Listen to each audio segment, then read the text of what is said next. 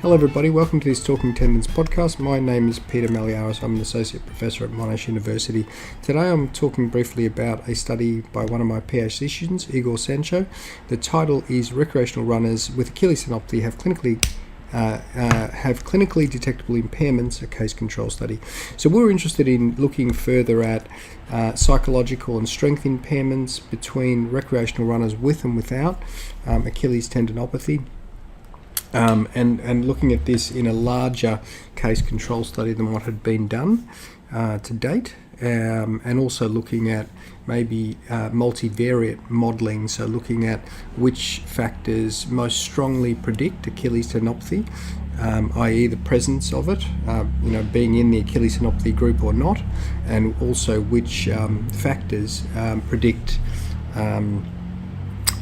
severity based on the visa, which is a pain and function, disease-specific pain and function outcome. So what Igor did in this study is recruit a large number of people. There were 44 recreational male runners and 44 healthy controls that were matched. The reason we did only recruit men is because they are probably different for some of the characteristics we were looking at.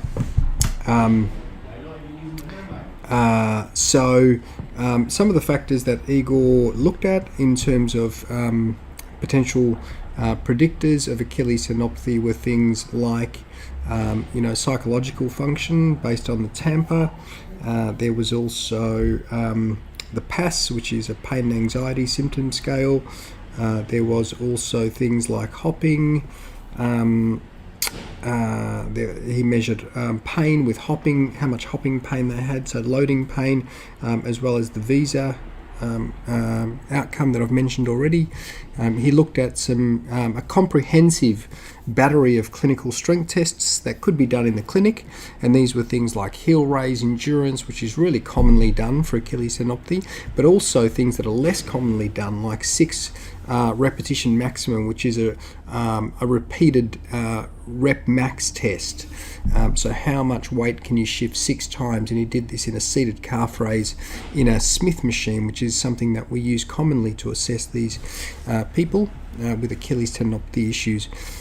So that was interesting. He looked also at dynamometry around the hip abduction and extension, and also knee extension and knee flexion, so leg curl, leg extension, as a 6RM test on sort of 6RM machines, machine testing. So that was quite comprehensive. A look at sort of all these variables and how they might relate to Achilles tendinopathy. He also looked at activity. So he looked at the IPAC questionnaire for activity and a whole host of sort of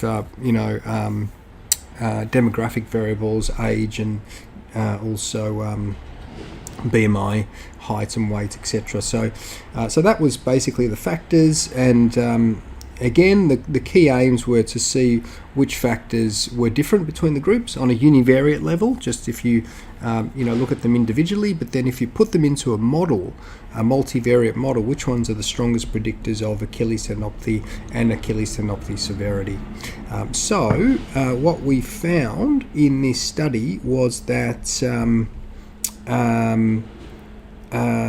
generally most of the factors, I'm just looking at the table here and reminding myself as I go, but most of the factors were different between the groups. So they were matched for things like age and weight.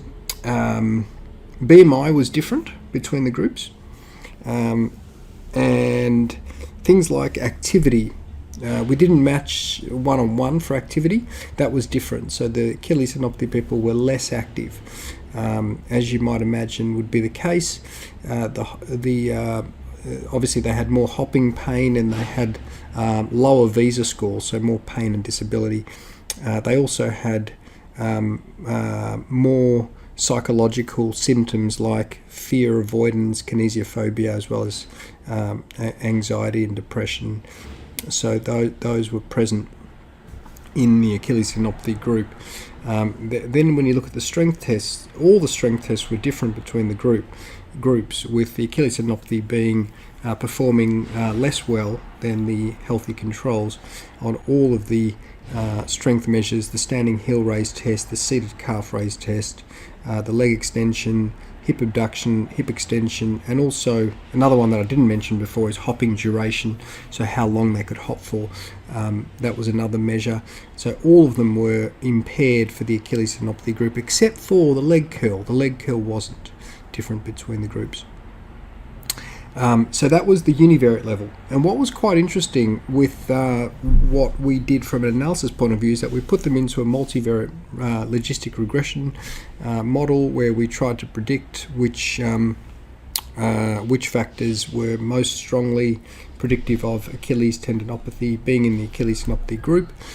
So that comes out with odds ratios as the measure of effect.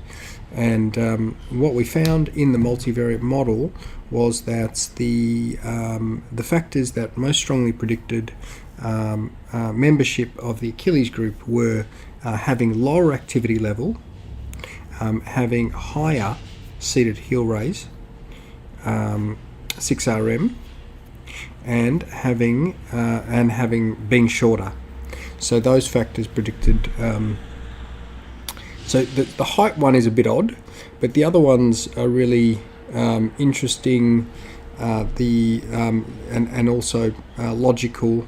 That the Achilles group was basically less active, and also they had a lower 6RM strength on the seated calf raise. So it was interesting that in the multivariate model, heel raise, calf raise endurance in standing was knocked out. That could be well, it could be for a host of reasons, but one of them could be that knee bent calf raise is more important, or it might just be the differences in the strength parameter that we were measuring, i.e. the fact that we were measuring 6RM versus endurance in standing might be the difference. But it was a very, very strong predictor, seated heel raise 6RM. It was definitely the strongest predictor. It had a ridiculously low odds ratio of 0.001, which is really almost hard to interpret. It's so low. Whereas something like activity, the odds ratio is 0.19, suggesting that for every increase in the activity scale of 1, there was pretty much an 80% reduction in the chance of being in the tendinopathy group. So again, a strong odds ratio, a strong effect. So the weakest effect was for height. Then we looked at so they were interesting. Then we looked at the predictors of severity based on the visa, and there were 3 predictors that were retained in the final model. And I definitely urge you to have a look at the paper, because it was quite a very, very a priori and structured process of coming up with the model. So looking at different models and model fit to come up with the best model. But in this model predicting visa, what we found is that BMI was a predictor. So the higher the BMI, the lower the visa, or vice versa. And also pain during hopping, which is not surprising because it's sort of an overlapping measure with pain and function in the pain and disability in the visa. And then leg curl 6RM, which was a bit of an odd one, but was retained in the final model. So we discussed some of the implications in detail, but I think probably the most interesting is that we have identified that it does seem that there are differences in terms of leg function, whether that's just a global reduction in leg capacity driven by factors like fear or less activity is hard to say, but it does seem that seated calf raise, at least in this cohort, was a strong predictor of the Achilles tendinopathy group. So definitely something to consider when you're assessing people. And there were also some novel predictors of severity, BMI, and being probably, I think, an interesting one to explore some of the mechanisms there, which we talk about in the discussion. So I just wanted to mention that. Now, probably the last thing to mention is looking at interpreting the seated calf raise. So one of the things that has come out of the seated calf raise is, if you look at table 1, you can see the differences between seated calf raise in both groups, and it's normalized to body weight. And generally, the people that were recreational runners without Achilles tendinopathy could do 1.5 times their body weight. So if they weighed 100 kilos, they could push 150 kilos for a 6RM. Whereas the other group, the Achilles group, tendinopathy group, could do 1.27. So the difference was 0.23 body weights. And that the interesting thing about that is how narrow the confidence intervals are. The 95% confidence interval is so narrow that that's why the effect was quite large for that one.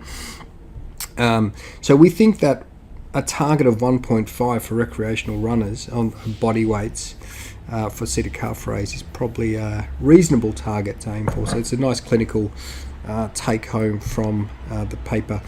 Excellent. So look, I hope you enjoyed that. I will link the papers and also Igor's other papers in the podcast episode. And I'll see you next time.